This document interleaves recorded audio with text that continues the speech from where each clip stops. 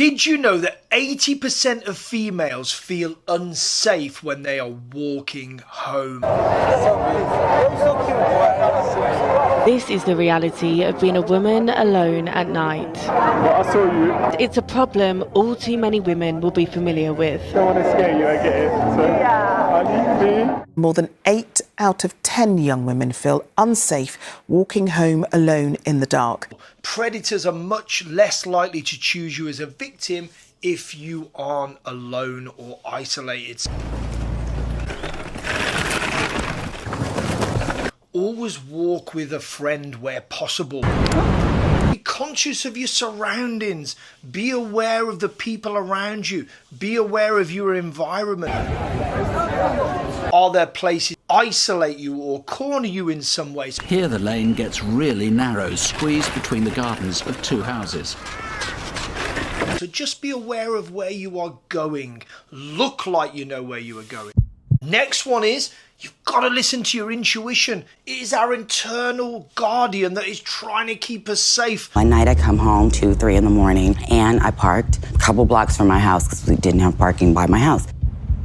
Got out of my car and I noticed that there was a pickup truck with men in it, and there was a couple of guys in the back of the pickup truck. And I was walking across the street towards one of the little side streets, and the guys, they made a U-turn, and something in me said, "They're coming for you." And I ran full force up my alley. I went in my apartment. I didn't turn on any lights. And I went to the back window and I watched them drive up and down in the little area where I lived and look for me. My intuition saved my life that night. I truly believe it did.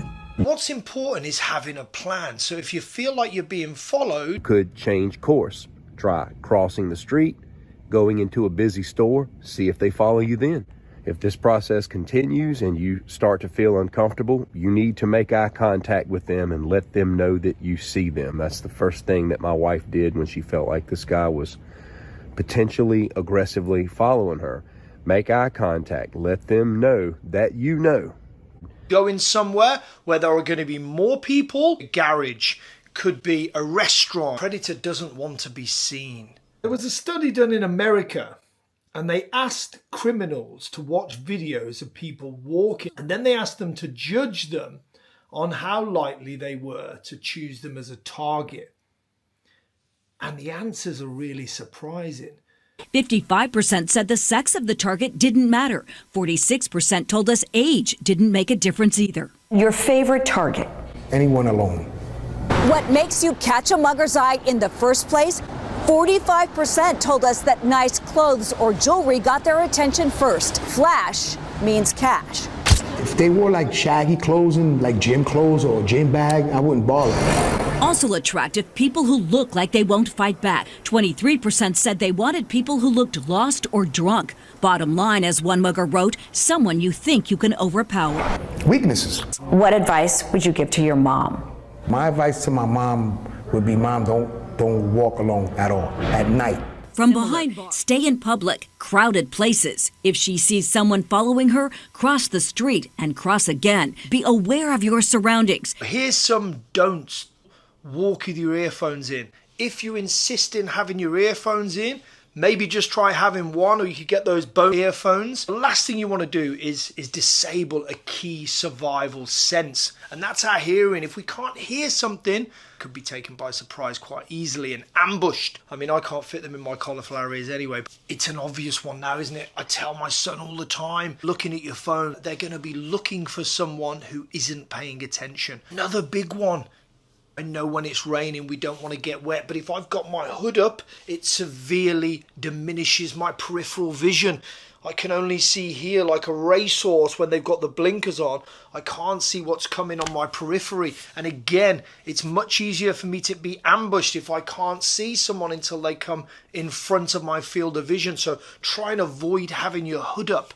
We all switch off when we're close to home. Most car accidents happen when you're within a mile of your house. Why do we think that is? It's because we're comfortable, we switch off. In the days ahead of the attack, Wheeler had Googled rape and stalked the woods in Kent carrying his weapon, a 3-kilogram metal bar, on the hunt for the perfect ambush place. The judge says Julia was selected simply because she was a woman and alone, out walking her dog at 2 in the afternoon. Data from her Apple Watch showed her heart rate spike and a change of direction as she tried to run away. It was then Wheeler bludgeoned her repeatedly across the back of the head, the ferocity of the attack leaving the worst injuries the coroner had ever seen. Just because there's CCTV or cameras, don't just assume you're going to be safe. Sometimes if they are intent upon an attack, it doesn't matter there's a camera where. So don't just assume you're going to be safe because there's a camera. There's been multiple attacks I've witnessed on YouTube, online, where people have been attacked and there's a camera right there catching all the action. 16-year-old girl being knocked unconscious in an unprovoked street attack has been released by police. Just to warn you, this footage is of a violent nature. The pictures show the assailant approaching the victim from behind and punching her so hard the pavement face first. Lots of attacks happen in broad daylight as well. Predators looking for secluded areas, somewhere where there's going to be not many witnesses. So try and avoid going down the alley. I know it might take you a little bit more time to get home, but try and avoid taking those shortcuts because then you are in a secluded situation. I know you want to get home. I know you lead busy lives. But, you know, taking that extra couple of minutes of vigilance could really save your life. So for ladies walking on their own, we've always got to assume the attacker is bigger, stronger and faster. We've always got to assume those things. And then we're looking at attacking vulnerable areas. So we're talking about eyes, talking about the throat, a pen you could have in your bag, whether that be a brick, whether that be anything it could be. And if you can't breathe, it's going to be difficult to fight. A man can't breathe. You can't fight. The groin is sort of a secondary target. I know we talk about it all the time. Just kick them in the balls. It isn't that simple. What if you miss? What if it has no effect? What if you fall over? What if you slip? What if it's icy? What if you've got a bad leg? You can rely on that crane crap? I mean, my mum's not going to be kicking anyone, let's be honest. So let's not just assume that whatever we're going to do is going to work. And remember, if it becomes physical, what we are looking to do, we are just looking to buy ourselves a little bit of time. Alma immediately ran outside, escaping to a nearby apartment. We are not looking to stand and fight.